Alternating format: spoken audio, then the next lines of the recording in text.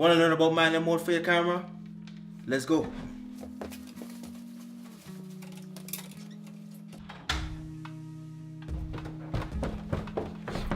It's too cold outside, we're just gonna do this inside. Welcome out to everyone. If you came here to learn the manual mode, you're in the right place.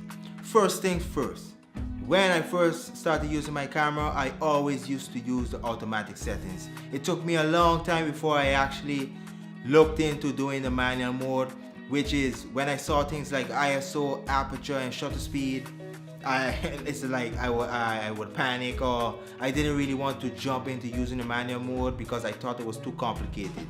But by the end of this video, trust me, you'll know exactly what the manual mode is and what these three things are. So I'm not gonna hold a very long intro. Let's just get straight into what these three things are. The first thing we're gonna be talking about is ISO. The ISO is basically the camera sensor, how sensitive it is to the light outside. So for example, if you have your ISO on 100, it's the equivalent of having on, for example, I have these shades on, and then if I have these shades on outside, you can see it's very tinted. I'm outside, it's the equivalent of having your ISO on 100 in your outside, because your eyes will be less sensitive to the light because your eyes gets blurred. And for example, if I'm wearing these glasses here, this will be equivalent of having your ISO on a very higher number. But to help you a little bit with this, for example, let's say you're outside and it's very sunny. If it's very sunny, you're probably going to have your ISO on 100, and you're probably going to have the shades on, so this will be the example for it.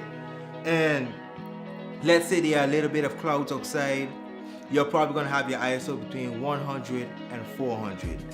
But let's say you're indoor, you're inside your house, and you're not in front of a window. If you're not in front of the window, you're going to have your ISO somewhere between 400 to 800. And for let's just say it's kind of dark outside, and you're just inside, you don't really have a lighting source, it's kind of dark, you're probably going to have your ISO very high. It's going to be somewhere over 1000. And let's say now it's nighttime. It's nighttime photography. Those that I don't necessarily do it, but I know in the night, if you want to take pictures at night, you have to crank out your ISO very high, so it's going to be 1600 plus. But when you do this, trust me, you must know that, for example, there's going to be noise that's going to come into the image. What I mean with noise is your picture's going to look very grainy. It's not going to look very smooth. It's going to have like little grains in it. Some people go for this look and it looks good sometimes, but most of the time people don't like noise in the image, because for example, when you want to print a big image, that's when the problems start to come in.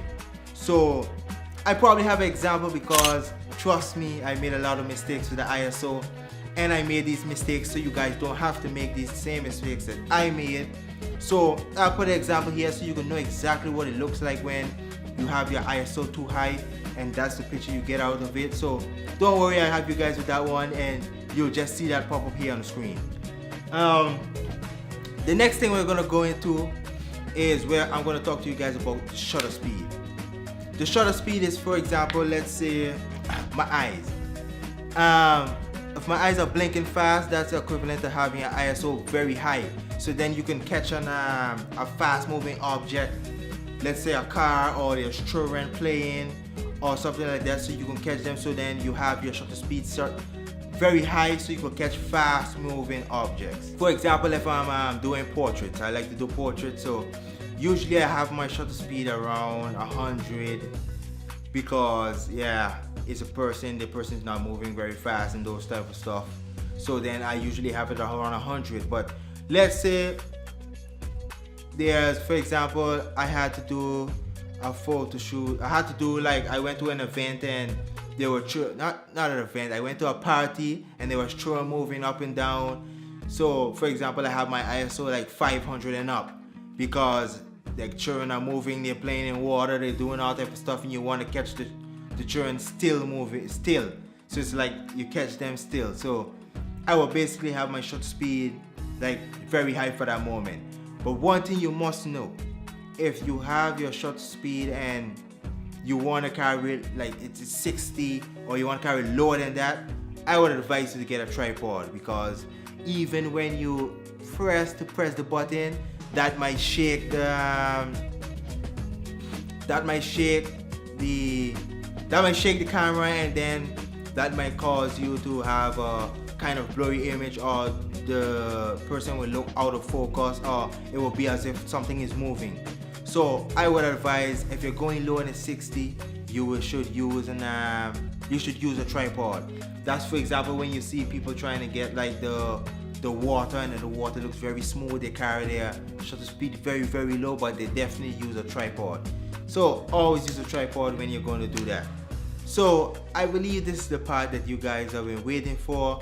It's the aperture. The aperture is something that everyone this is when you see people with the very, very blurry backgrounds, and they call it, for example, there's a shallow depth of field and then there's a deep depth of field.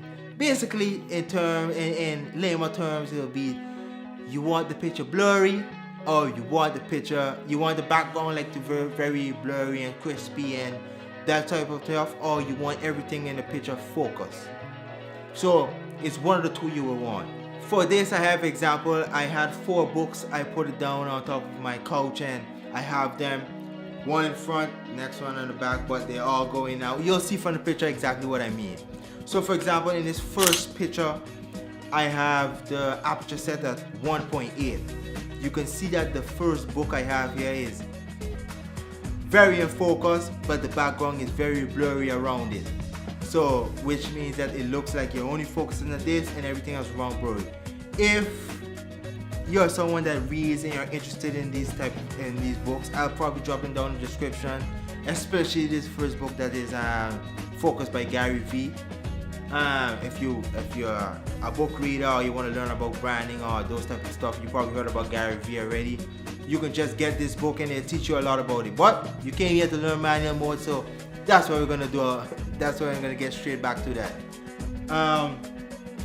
The next picture I'm gonna put here is when I had the aperture on 3.5.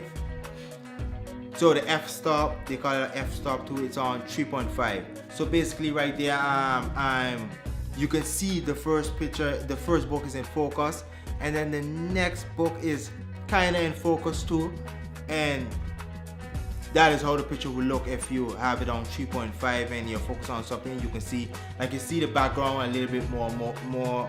The background is not as blurry as it would be with the 3.5. And then I'm gonna go to, for example, the third picture now. It's at 5.6. So if for example, the third picture now, it's at 5.6. When it's at 5.6, you can see that, for example, the first 3 books, you're kind of seeing them more in focus, but the last book all the way on the right, you can't really see it that much. It's kind of blurry. The blurriness starts in the back of there. It starts from around the 3rd book, around there. That's where the blurriness starts. And then the 4th and final picture, I have the f-stop on 10. So then you can see all the books are in focus now. So, for example, the higher you go with your f-stop, the f-stop, the more in focus your picture will be. So do take that in mind. For example, when you're shooting landscapes, you're probably going to be on an f-stop higher than 10 for sure. So it's going to be like 12 and higher, sometimes all up by 20 and those type of stuff. So if you're doing a landscape and you want everything in focus, you have to carry your aperture higher, so to a higher number. And if you don't necessarily want everything in focus and you want to focus on this one thing, you carry lower. That is basically what the aperture is. It's basically just, you want the blurry background or you just want everything in focus. So basically, I talked to you guys about ISO, shutter speed, and aperture. I hope this video was helpful for you guys and you learned something from it. If you have any further questions, make sure to drop them down in the comment section. I'll definitely answer those. While you're down there, make sure you drop a like and subscribe to the channel if you want to see more videos like this. And if you have suggestions for other videos that you might like, I'll definitely do them. Just make sure to take out your camera for the next time. Go outside, take pictures, use your manual mode, and share your pictures with everyone. Hope you guys have a nice week. See you guys in next time. Bless.